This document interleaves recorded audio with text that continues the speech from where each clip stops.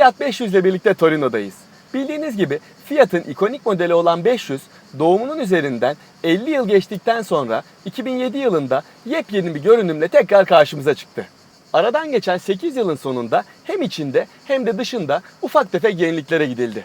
Fiat tasarımcıları büyük değişikliklere gitmemelerinin nedenini başyapıtlar değişime gerek duymaz sözüyle açıklıyor. Haksız da sayılmazlar aslında, çünkü böylesine bir ikonu çok fazla oynayarak değiştirmeye bence de gerek yok gibi. Bakalım yeni 500 bu yapılan değişikliklerden sonra nasıl olmuş? İncelememize başlayalım.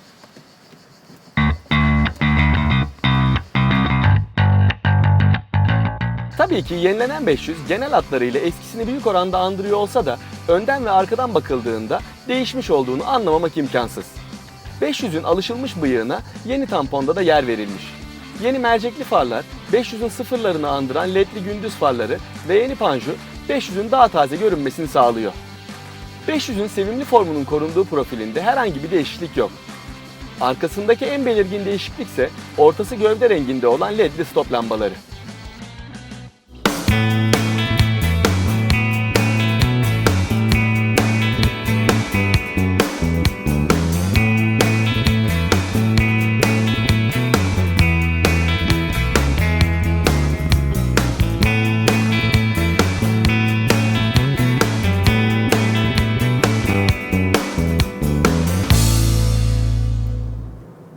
İç mekanı her zaman olduğu gibi kendine has tasarımıyla dikkat çekiyor.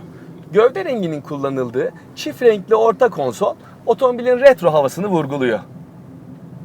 Krem rengi direksiyon simidi ve klima kumandaları da bu havayı iyi bir şekilde tamamlıyor bence. Burada çok köklü olmasa da değişikliklere gidilmiş. Bunların başında değiştirilen klima havalandırma panelleri ve onun ortasına yerleştirilen yeni dokunmatik multimedya ekranı yer alıyor. Ayrıca opsiyonel olarak alınabilen tamamen dijital gösterge paneli de bence 500'e çok yakışmış. Şu an kullandığım araçta yine eski tipteki analog gösterge var ama sürüşe başlamadan önce incelediğim versiyonda vardı ve gerçekten çok güzel gözüküyor. Fakat bence buradaki en önemli yenilik artık 500'de kapaklı bir torpido gözünün sunuluyor olması. Eskiden burada açık bir alan vardı ve bence eşyalar göründüğü için çok kullanışlı değildi. Bu şekilde bence 500'ün kullanışlılığı artmış. Burada cömert olmasa da küçük eşyalarınız için elinizin altında yerler var. Arka sıraysa kesinlikle yetişkinler için değil. Tabii ki zorda kaldığınız durumlarda oturabilirsiniz ama ne diz mesafesiyle ne de baş mesafesiyle burada rahat edebilmeniz söz konusu değil. Cabrio'nun tam değerini bilmiyorum ama normal 500'ün 185 litrelik bagaj hacmi tabii ki çok küçük ama yine de günlük kullanım beklentilerinizi karşılayabiliyor.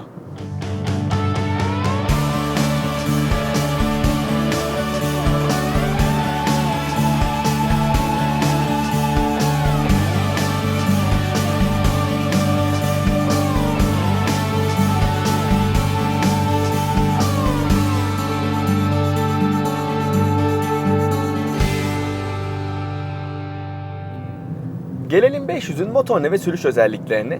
Eylül ayından itibaren ülkemizde satılmaya başlanacak olan bu yenilenmiş 500'de şu an olduğu gibi yine 1.2 litrelik benzinli motor kullanılacak. Benim şu anda kullandığım 500'ün kaputunun altındaysa 0.9 litrelik turbo beslemeli Twin Air benzinli motor görev yapıyor. 2 silindirli olan bu motor 85 beygir güç ve 145 Nm tork üretiyor ve 5 ileri manuel şanzımana sahip. Veriler kulağınıza düşük gibi gelebilir, tahmin ediyorum. Hatta motorun 2 silindirli olması da gitmiyor diye düşünmenize neden olabilir. Ama gerçekten otomobilin hafif gövdesi ve çevik yapısı nedeniyle bu motor bu araçla çok iyi bir birliktelik sağlıyor.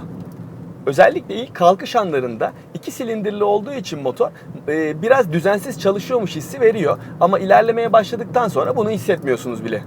Turbo besleme sayesinde de 145 Nm'lik tork otomobilin akıcı bir şekilde ilerlemesini sağlıyor. Şanzımanın yolları belirgin ve çok rahat, keyifli bir şekilde kullanabiliyorsunuz. Bu motorun tüketimiyle ilgili çok doğru bir rakam vermem olanaksız gözüküyor. Çünkü bu aracı yarım gündür kullanıyorum ve sadece 50 kilometre mesafe kat ettim. Şu anda yol bilgisayarında bana 6,5 litrelik bir tüketim ortalaması gösteriliyor.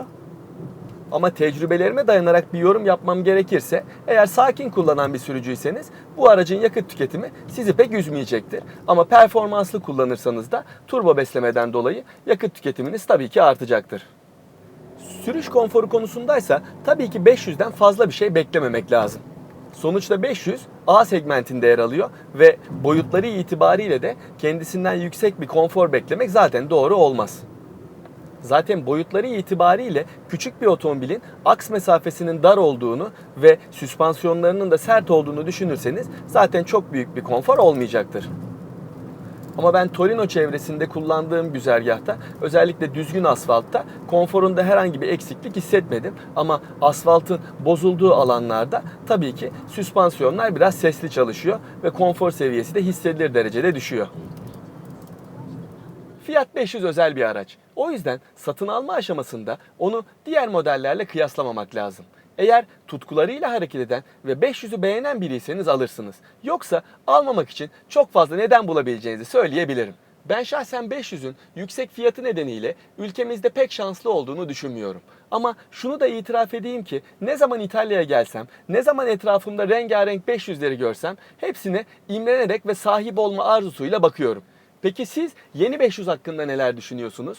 Fikirlerinizi videonun altına yorum olarak bırakmayı ve önümüzdeki haftalarda izlemek istediğiniz modelleri belirtmeyi unutmayın. Görüşmek üzere.